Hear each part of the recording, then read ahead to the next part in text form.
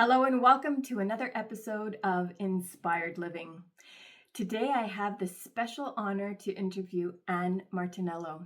She is a brain coach and high performance habit coach as well. And in this episode, we're talking about how the body communicates, as well as different strategies to support the body to transform reactivity and really to be joy resilient. So there is a whole bunch of little gems in here to support you wherever you are on your journey, life journey, to support you in transforming into more joy. So help me welcome Anne Martinello. I feel that when we're in action in our life, that's when we meet ourselves and we get to work through our challenges and so on.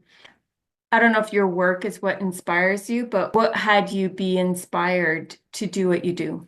And what in your life is inspiring, right? What inspires you? Oh, wow. That's a massive question and a beautiful question. And there's so many things that inspire me. It also goes with phases of your life, right? But something that's consistently been with me my whole life that I find to be quite inspired by, of course, is nature. And nature is my nature. It's strange for me to be found more inside.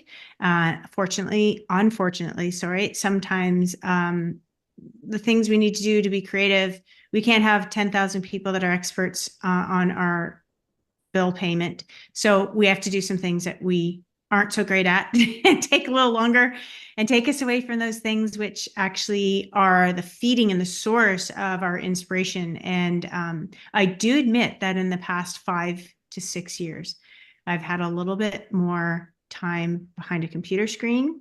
I have a little bit more time of my administration towards my curation of joy rather than actually just being in the moment and being in it. And I know that things are phases. I know that there are changes in life that add that. But I would say my inspiration, definitely nature. And then, this, as I said, this is a huge question. I could go on about it in each phase of my life.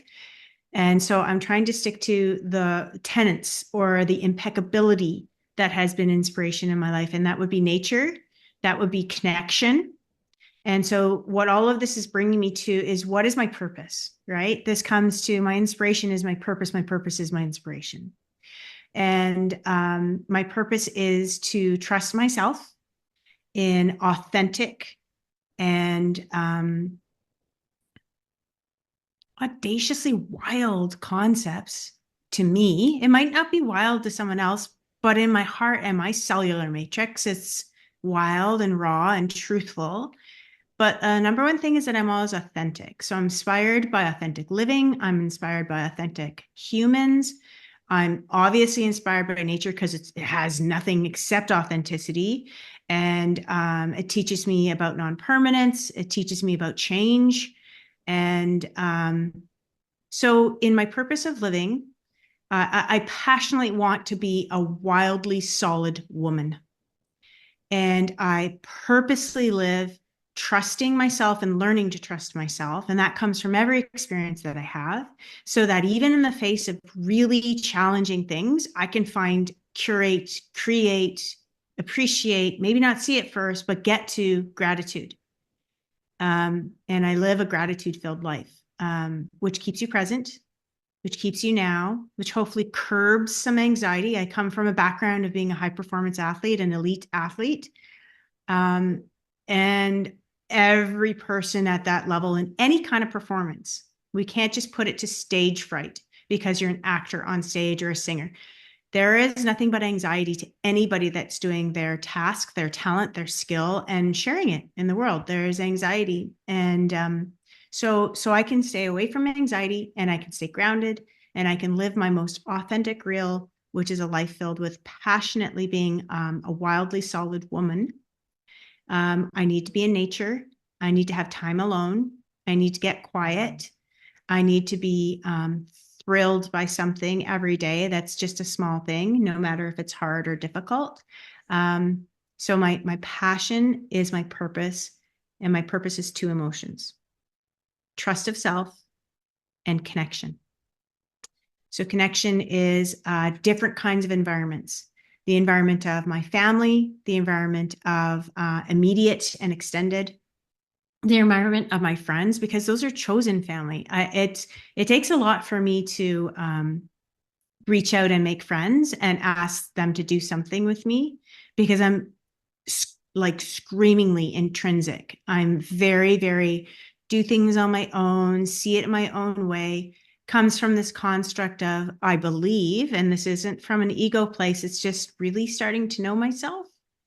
I think faster than a lot of people, and my nervous system sees possibilities and allows the energy to go like crazy in my head. And I see so many different things, and a lot of people might not yet have gotten the question. And I'm already working on 10 different ways of seeing how I can be a participant in something like that and the amazing of it. And I don't necessarily understand it. So I'm quick to jump to yes. And I figure out the how. And I'm not worried about risk taking. I don't need to live up to anybody else's standards. I don't ever want to be rude or disrespectful to anybody. I don't want to take or quash on anybody's beautiful ideas. And sometimes that's mistaken. I just do what I think my heart and being and soul is moved by. My parents would always tell me that, because I was the youngest by a long shot, like 14 years. And so my parents would tell me like I was just the kid who would say, sorry, if sorry is meant to be. Other than that, I just did my own thing. And I can recall that most of my whole life, I've had so much time on my own. I was like a single kid, even though I'm in a family of 3 children. And even though I competed in sport at a world-class level, it was still like me. I didn't depend on teammates. I love hiking by myself, as crazy as that can be, no matter where that danger of hiking and animals can take you. I love it. I've learned to force myself to be with other people for that. But as much as that is, I have really been embracing many more women friendships in my ages as I grow, and I couldn't go without that for sure. So as much as I'm a person who can be alone and very, very good in my aloneness, I very much crave the connection of community, and I love that I get to choose that community. Yeah. So that was a very big answer, but it answered truthfully and as wholly as I think I can. I'm inspired by so much art, nature, people, love, joy, sadness, grief, anger, frustration. So, yeah. So it brings up, it's very interesting, and thank you for sharing all of that. You mentioned that you were in competitive sports as a child, and it did bring up a lot of anxiety. Yeah. But then on the flip side, your go-to nature is to take that risk and go beyond the fear, beyond the anxiety, and say yes first and figure out how, which I think is very admirable. Thank you. What do like a lot of people these days deal with anxiety, with fear, and it's paralyzing. Yeah.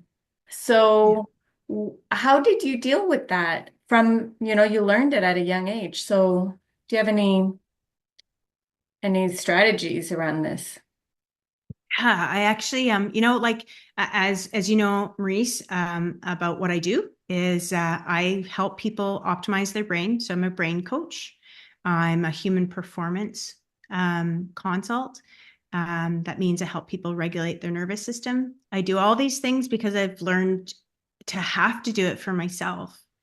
And I really am observant and have been always a very observant person. I really watch things. So then when I go out and do something, it's the way I want to do it. And it's not about being a perfectionist, because as I said, I say yes, and then I figure out the how. But my how comes from really deeply observing. And so helping people, there's so many different grounding techniques that are there and viable. I know that ever since I was a little kid, I would hum a lot. I would shake. and I would dance, I would play, I would be very athletic and just like shake things off, get things off. Breathing was always important to me. Is just very, I noticed my breath, the sound of it, the feel of it, the resonance of it, if it was smooth or shaky. And I would purposely try to just get to a place of feeling like I was floating in water and smooth. So from a very young age, I was also like riding waves. I wouldn't necessarily say surfing, although it was body surfing and small little boogie board surfing. Coming from Northern Ontario, great big open lakes that get huge waves. So I can't say I'm like a California surfer, but certainly that has grown into what I do. And I feel like I try to treat my life and my breath like that, surfing from one thing to the next, allowing myself to understand that consistently I'm going to be in the smooth sweetness, and there's going to be places and edges that aren't so great and smooth, but I'm going to see them through. Every moment we're reminded like, wow, that was the hardest thing and I lived. And so I used breathing. I started yoga actually at a very young age of 7. And it was from being inspired from something that I really loved. I loved reading and I loved movement and reading. So I was a gymnast and I read a lot, and I had trouble staying on the beam because I heard everything. I was so observant, I could hear everything. And I had a very, very beautiful public librarian and I love libraries. Still today, in every city that I go to, I find the library. And that's where I feel at home if I can't be in my own bones and being as feeling as home as I need to. That, a forest, a lake, a library, I'm great. Um, so books have always been a great place for me to love and to escape and utilize. And this librarian noticed that I was a young gymnast, and she said, "Oh, I've got some things for you that will be fun." And so for the gymnasticsy part of yoga, I started to take a look at that. But then by the age of 9 and 10, I was reading the major philosophies of the Upanishads and Siddhartha and Bhagavad Gita, and I didn't understand them at all, not at all, but they were registering, and um, I've always been a very thinking child. And as I said, stop and observe and take in so that when I go to do something, I'm doing it. And it didn't have, like I said, doesn't have to be perfect, but I could do it the way that Anne could do it. So grounding is really important. All those kind of bodily things, humming, singing, shuffling your feet, being outside, being by the water's edge, watching the waves come in, watching the trees sway, getting yourself still, and just taking in that sense that everything continues and it's going to be okay. So that you can pause and get still and really be in that moment. It's that triad of sweetness, where we get really pliable after we've understood the concept of structure. And maybe structure comes from nature and looking that things exist and trees stay there. So I do a little thing too called tree it. I've done that since I can remember. That I would just put anything that was really bothering me on the tree and then hug it and leave it there, because the tree is way bigger than me. It's older than me. It goes through harder storms than me. It doesn't have anything else protecting it. And I knew that its roots were really deep and really strong. And I loved climbing trees. But I also knew that from its structure came its strength and also its stability. But in all of that, I also understood, which I fashion into all the things that I teach in my brain coaching, that in that is fluency, which means, surfing. And in that is pliability, which means malleability. You can change your mind because things are always changing. It's the only thing we can count on. And that all of this is just a practice, so hopefully it's playful. I think play has been a very good part of helping me to ground and not be so anxious. So I think I'm a playful person, although I've had some pretty serious things go on in the past 5 years. I'm a little less playful than I have been, but that's coming back really nicely. Yeah, so those are some things. I mean, there's really specific things. So If you yeah, go ahead. if you chant, if you believe in that humming sound of your own being, and you just let that go 21 times in a row, so hum, and repeating that. You just find your own space goodness, your own distance, your own rhythm, your own feeling of like deliciousness. And you just let that go for 21 times or more. The next thing you know, in 4 to 7 minutes, you're feeling so much better.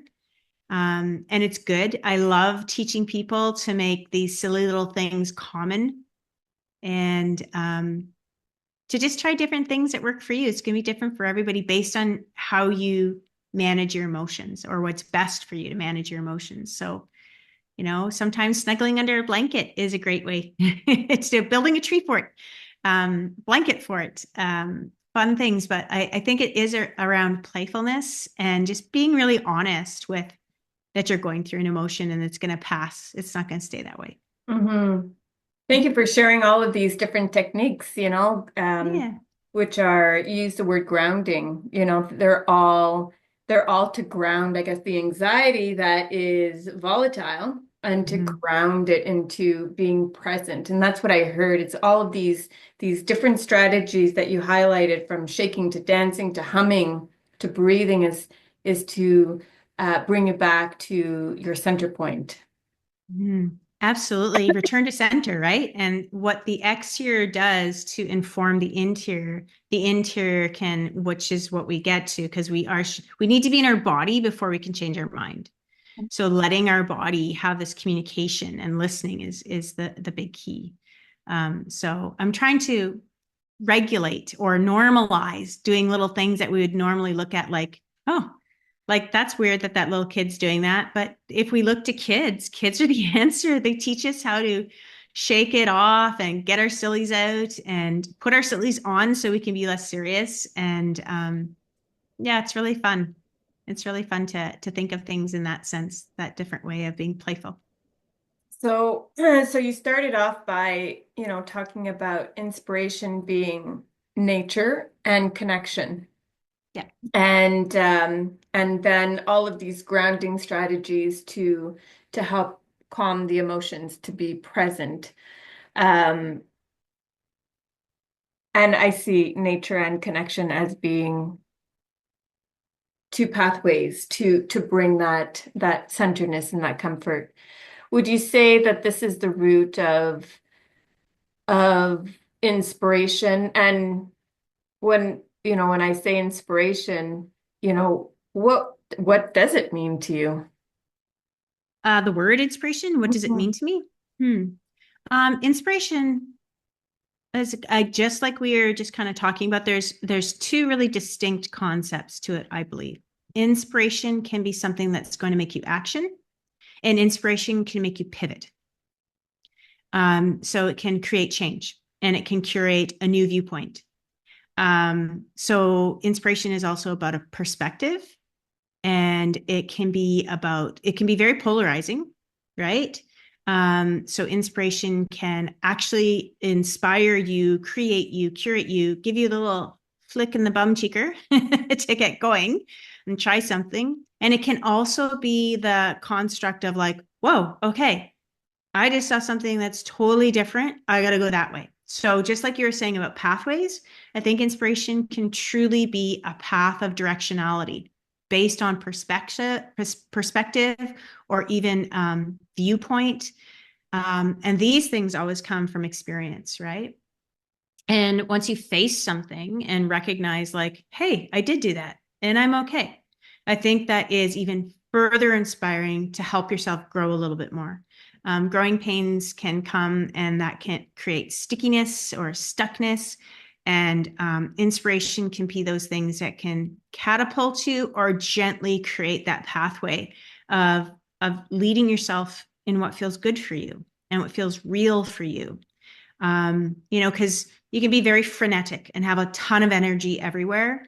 And then you see or experience or are with someone that inspires you, and it can be clarifying, can really help you become more transparent to what it is that you want to move forward with or to move away from. And so inspiration to me is also perspective. It's also how you see things. So it's viewpoint. It's this like how you vitalize yourself based on the environment. based on what you're in, what you see, what you smell, what you taste, what you touch, what you experience, the people you're with, what you hear. And inspiration is just, it's alive. And it's also something that you're missing. It's just a vitality, creating that action or maybe the inaction. Maybe you need to get still. Mm-hmm. And yeah, I think inspiration it's so beautiful that you're using that as, this title of how you're moving into things, because it holds such space for so many comprehensions. Mm-hmm. So yeah, I see, it inviting clarity. Clarity is always going to give you perspective. Perspective can come from play. And it also gives permission. Mm. There's pausing, there's permission, there's the availability to forgive and let go because you're inspired. So Maurice, like, I'm so glad you're using that word and you're helping me to talk about that today because, things have been really heavy for a lot of people. There's been a lot of things going out there, and that's perfectly okay. It's okay. It is going to change, and it's going to turn out to be exactly that which is supposed to be. Sometimes in the middle of it, it's really hard. And I often use that in my coaching too, when you're on the edge of something. So I'll ask people, what is an edge? Because to me, when you ask inspiration, you're asking another way of saying, what is an edge? Right? And an edge is so many different things. And based on the perspective or how you're inspired is how you're going to answer that question. You'll see a lot of athletes talk about an edge having a cutting edge on someone else, an up on someone, a different way of doing something that nobody else can do. And so will like CEOs and, maybe it's unfair to say this, but people that might be driven within a certain thing to win or to gain. And then this edge, which is also an inspiration, can also be this sense of, oh, what if I back away from the edge and soften and kind of melt a little bit more middle and give a bit more perspective, a bit more space? That is going to be inspiring when you give something a bit more space. And it's a transition and it's a lessening of polarity or a deepening of it. So it gets you to the place of choosing. Inspired living gives you permission to choose. Yeah, I really Love it. I liked how you explained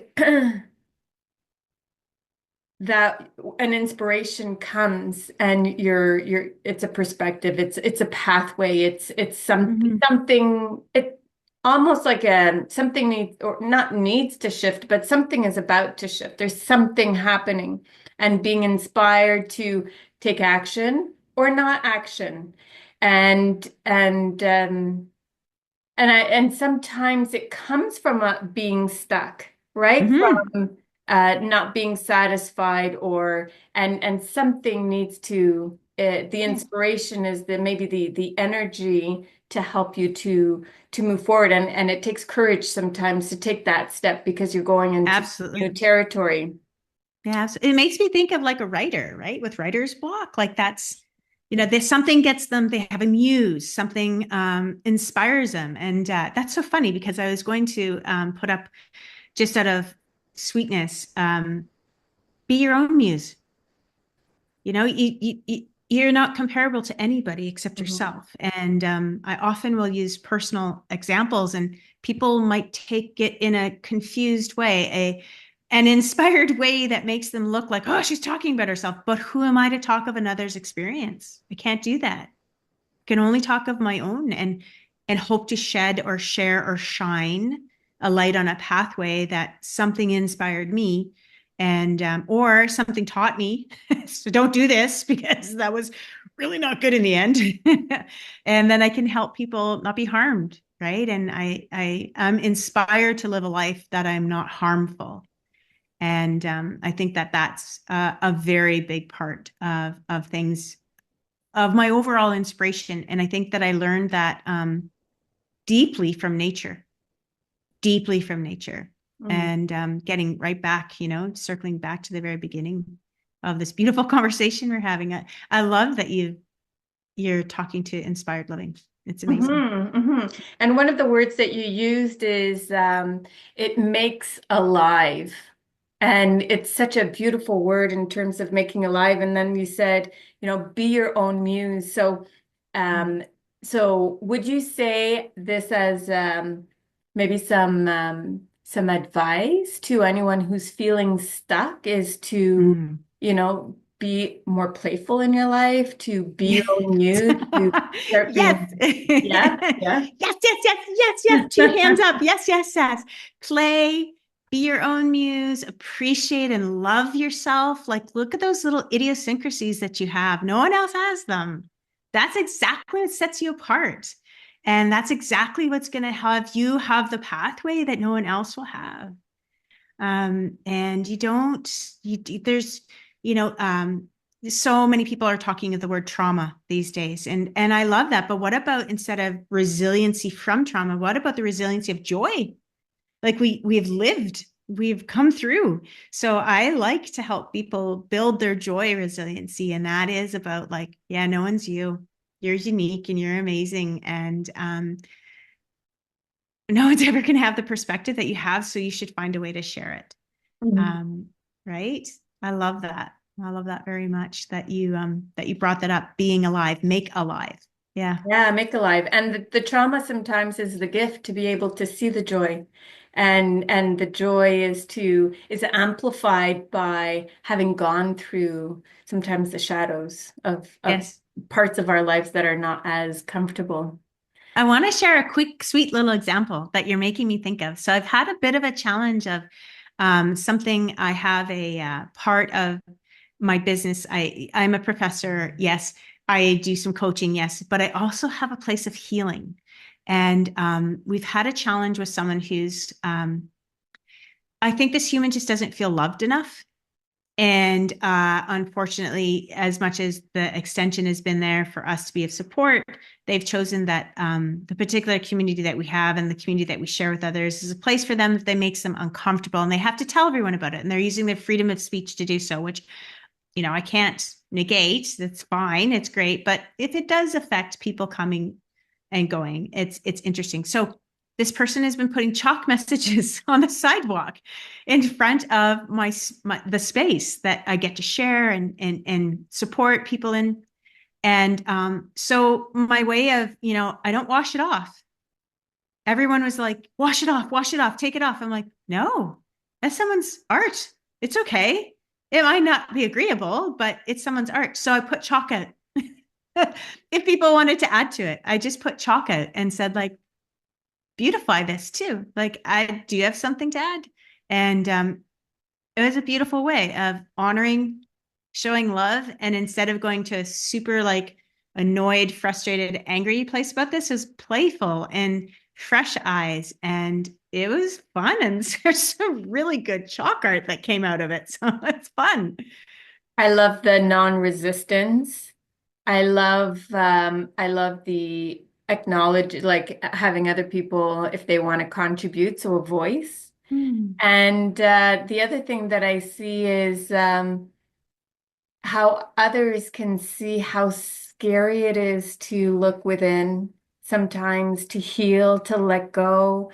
We are very much attached to ideas, and Mm. it's hard to let go, but when you think about it from, 10,000 kilometers high, it's just an idea. But Yep. so I like bring some playfulness and perspective and also community, like you're creating the space for people to come together and to share how to see things differently and to shift, Mm. which comes back to what you're talking about. Inspiration could be that little nudge, that pathway, that perception, that perspective to see something different. I really, really, really think, we can transform reactivity.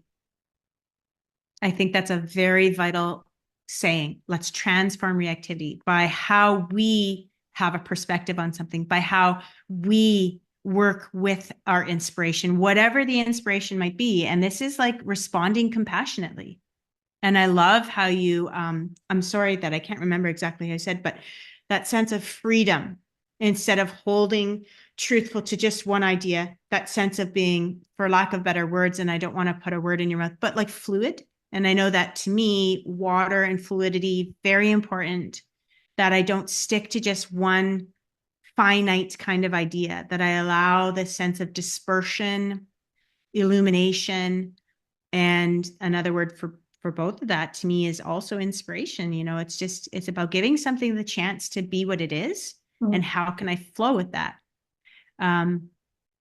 Because also too, like satanama, like this too shall pass, right? Oh, Joy's gonna pass, yeah. right? Sad's gonna pass, happy's gonna pass, abundance gonna pass. It's all passing and it's all perfect. It's just hard to believe it when you're right in the middle of it. Just like you came to this question by saying, like, when people get scared to look at some of the shadowy stuff, but there would be no light if there is no shadow either, right? Yeah. So yeah, and I just think it becomes to a place of choice. Wonderful. Mm-hmm. Well, what would you say to the listeners who maybe they're experiencing their life, the highs and the lows, and what would be a piece of information that you would share to help them get into that, reignite that inspiration within them? Well, go to nature. Yeah.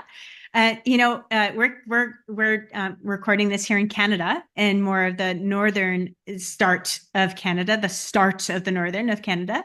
And we're by a big, beautiful, gorgeous open body of water near Georgian Bay. And, even if you just have to double up all your layers, but get out into that nature and experience the four seasons, experience yourself is a construct of the nature, that we're just an extension of it. And so be inspired by your own environment, right? Be inspired by your own nature. And then I always ask people to listen.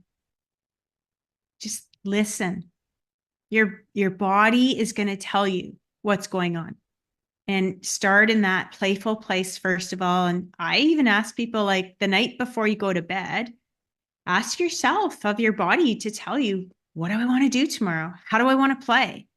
How is tomorrow going to be the most amazing thing? How best can I love myself today? Maybe that's what you wake up with.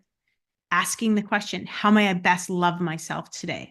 How may I fall in love with myself today? And that also begs to just say, like, be your own muse, right? Yeah. How can you take yourself out on a date? Nah. It's hard and scary, Yeah. but it's courageous and brave to be living your best life. And then it also, when you do those things, it asks you to see what you're missing. So asking that question is vital too. What am I missing? Did you see it from above, below, inside, outside, sideways? Did you see it from a younger person's perspective, or someone that is really annoying you?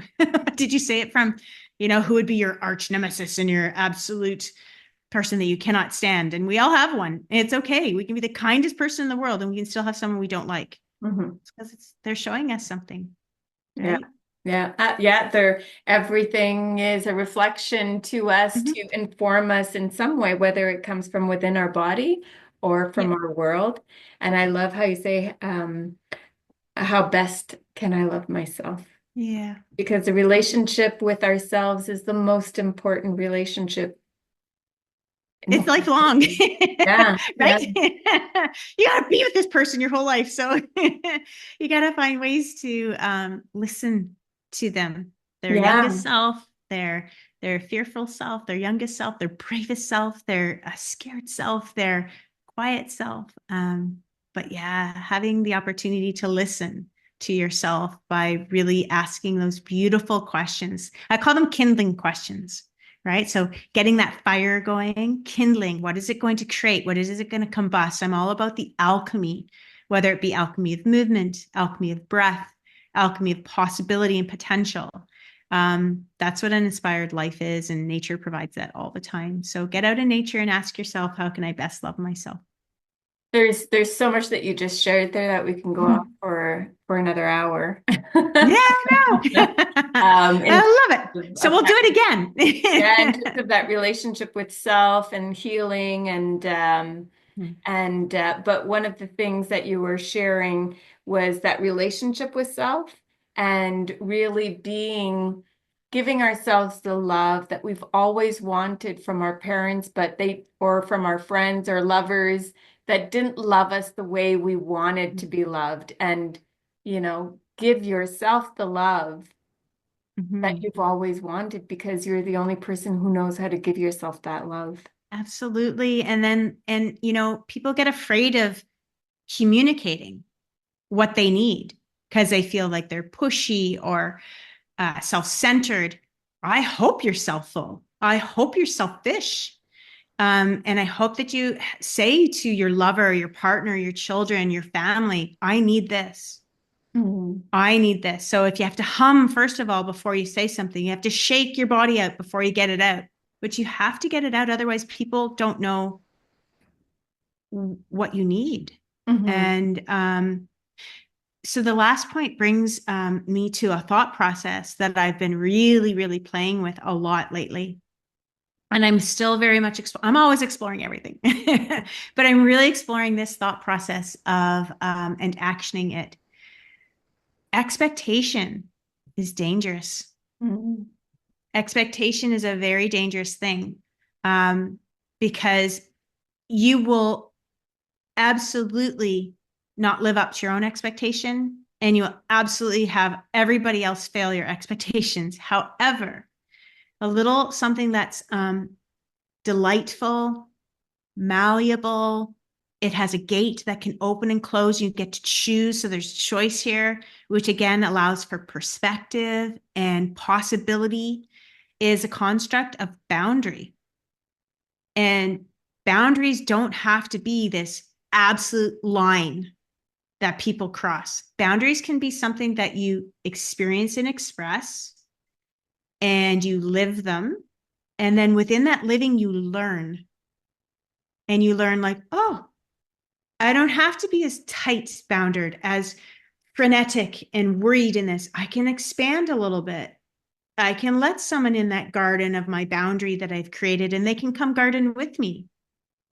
And if they do something that's not cool within this boundary, I can say the gate is open and I'm going to open it for you because you're not in this place of magic boundary that we're adhering with right now. And you maybe need to be let free so you can go do what you need to do.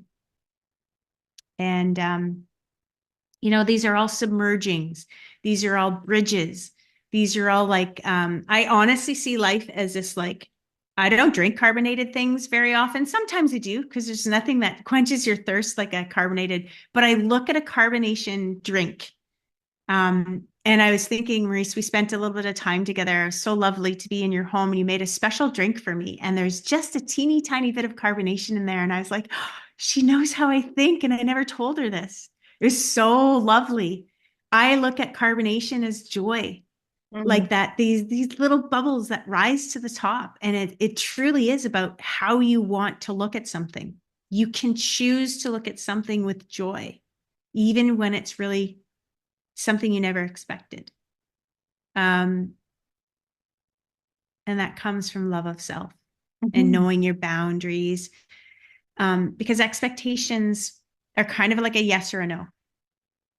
And it's an area that is, when you have boundaries, you can make the line wider, you can make it thinner, you can make it a hash mark, you make it dots, you can make it a fence, you can have a gate, you can have ways to go under or over or around, and you still are the person who's looking at that boundary and massaging it and giving it its pliability.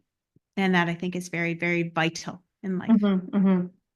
Yeah, there's a couple of things that you said in terms of expectations. It's kind of like that bar that we set, and when life doesn't meet it, we're disappointed, and that's where we get triggered and upset because it's an unfulfilled expectation. And the other thing that you that you were talking to is boundaries and boundaries. Some people have strong boundaries and some people never learn boundaries and need to learn boundaries. So it's finding, but it's a either way, whether you diminish the boundaries that have been created or creating boundaries, that's the play with life. Mhm. It's kind of like, oh, this wasn't comfortable. Okay, so and it's is it course correction? It's learning about yourself and what feels good and what doesn't. And when Yeah. someone is coming in too close, it's kind of like, okay, I need to communicate. And I think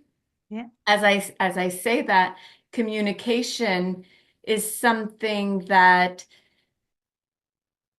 I had always been fearful of, having not having a voice, and I think it's important to have our voice heard. And you Mhm. used humming as a form of grounding.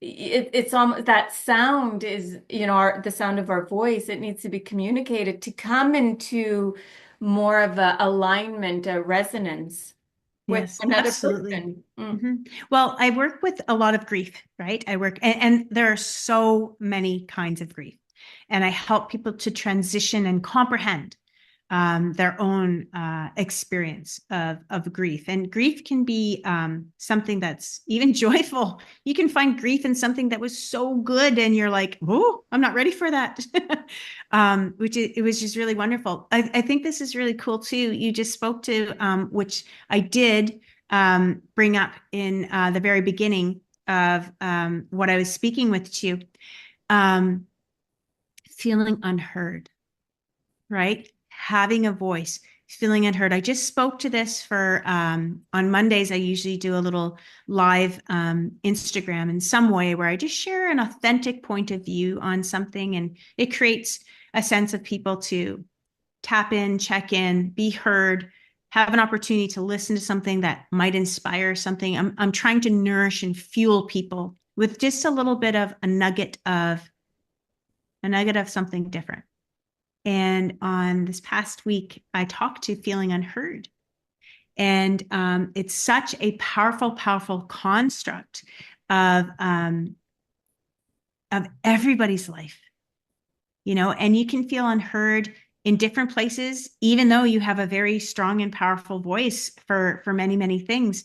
But you can feel unheard in one little place, and that can almost hold you back from being the entire entity that you are. And so I believe it to be very important that we find ways to being heard, and that they're our ways, and that we have come to understanding,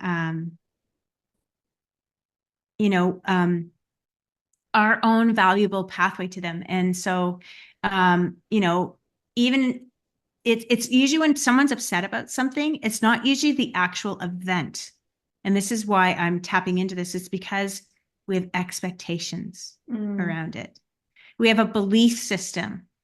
And pardon me for a second, but BS does stand for something else, right? Like, so a belief system can be a bunch of bullshit. And um, so it's not usually the event that upsets us. It's how we believe around it.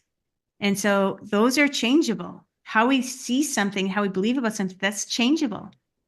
And then this works really well in any facet of some of the coaching that I do, and the support and the consultation that I do, and the therapy that I do.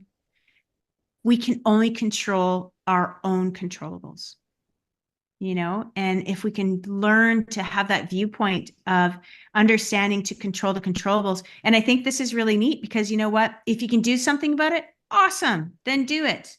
And then you don't have to worry about it. If you can't do something about something, awesome. You can't do a thing about it. So you don't have to do anything about it. And that's great. So you don't have to worry about it. So that each pathway comes to the same outcome, which is really beautiful. And sometimes we forget that. Um, and even in the structure of, being heard, sometimes there's this word that is difficult as part of communication. There's another word called acceptance. And a lot of people have a difficulty with that. I want to encourage people, don't be passive about your acceptance. research, find out, take that playful time, experience how you feel in something that's accepting by seeing both sides of it. Try it out, put it on for size before you just accept, right? And then the other thing too is, which is, I'm so happy that you brought this up. Often how we are as adults and behave comes from things that might not have been met as child, or what we're fearful of, or even how we can speak or not speak comes from maybe how we were spoken to as children. And recognizing that you get to choose whose child you are. As you're older, you get to choose whose child you are. You know, you get to go and maybe say, for example, I see everything in cartoons, and I know we've talked about that before, Marise. If you could like take a picture from everything that I would be seeing the world as, it would be a big cartoon. And it would just be this illustrated kind of cartoon all the time, and all these different vibrant colors. So I kind of will often ask myself, like, what would Wonder Woman do?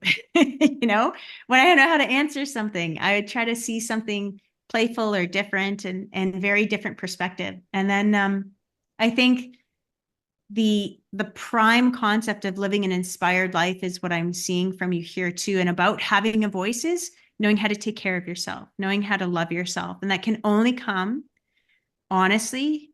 And there's so many different ways of doing this, but of having rituals, a morning ritual and a nighttime ritual, where morning is more of the intake and the do, and the evening is more of the outtake and the undo and the unwind. And there's so many different things that'll be like managing your emotions. It'll be, like I said, waking up and asking yourself, how am I best love myself today? That sets a tone of looking forward to something. And yet there's no scheduled event, right? So you can't let yourself down. You just get to have this open-ended question that you get to explore and discover. And then there's lots of different things, like sending a thank you note for someone that did something this past week or month. And then at night, you know, this kind of shutdown ritual. What do you do to close your day? Could you write out something that didn't serve you and burn it up on a piece of paper outside and let it go? Could you just have a candle going on, and maybe the candle is actually burning anything up that you don't even want to discuss or write out? And it's also setting your eyes to a different viewpoint as well. So changing your actual structure of your brain. But then also, you know, writing out the good things that happened, 3 good things every day. And so these rituals really help us. And this helps us to have a voice for ourselves. And sometimes even if you're the only one hearing it right now, that's really important that you do things. Yeah, just, you know, from my own practice, doing the three moments of gratitude, how much it has transformed my day and my well-being, and Nice. almost also like healing the past, because I started having gratitude for things that didn't really happen. And it's like, well, why am I having this moment of gratitude? Either it's something that's forgotten or something that I'm appreciating from the family dynamics that were there but not manifested. So Well, it's a different way of being appreciative of something that is a little bit different in it's my. how your little girl got through it, right? And you're recognizing her. And that's amazing. How your little human saw something in order to get through something. And that's okay. That's all right. And that's honoring. And now you have even more vital perspective, right? You're like, oh, wait, that didn't really happen that way. But I got through it, and that helped me to get through it. And that's okay. So maybe when I explore this with someone else I love that might be younger or older, maybe I have this new way of playful pause and possibility to look at how this could happen. And Yeah. that's growth. That's just beautiful. Yeah. Love the self-care, love the morning and evening rituals. Yeah. It really sets the tone, and it creates a beginning and an end. And Circles, it right? creates also completion of the Yeah. day, Yeah. completion of the day. And And then in the morning, it's a brand new day. So what is there to, what do I need? What will today bring? What will today take? Yeah. So, Greeting and meeting and completion, right? All of this beautiful construct of dawn to dusk living, which is very spherical. And that just is this energy that goes out and moves out, as well mhm. as it comes out organically right back to us. And it's a really beautiful thing. And it's amazing, like, all the podcasters and all the influencers are talking about do this, do this, do this. And it's been a very simple construct of the kind of life I've lived for a very, like, as long as I can remember, is to be grateful, is to do things that connect me to nature, that allow me to understand dawn and allow me to understand dusk, Mm. and have completion every day, which is lovely. Yeah. So So how can people get a hold of you? Like, what are thanks. your contact? The best way to get hold of me is the easiest way is, and then there's a lot of more information there, is my IG, so Instagram, and that is at Shinologist. And then if you wanted to see how I am a professional for coaching in the world, I go by my maiden name, and that's AnneMartinello.com. And those are two great places to find how to get hold of me. I do have a place here in the Simcoe Muskoka area that is an actual business where all I do is focus on this kind of greatness and help people be their best selves. And they teach me how I can help them do that. And in turn, we have this beautiful exchange of growing together. Um, yeah. And I'm just so grateful for this time with you today. Thank you so much. It was really fun. Yeah, thank you. Thank you for sharing and good luck with everything that you do and being that shining light in the world and helping others. Thanks. I'm so glad I'm in your orbit. Thank you so much.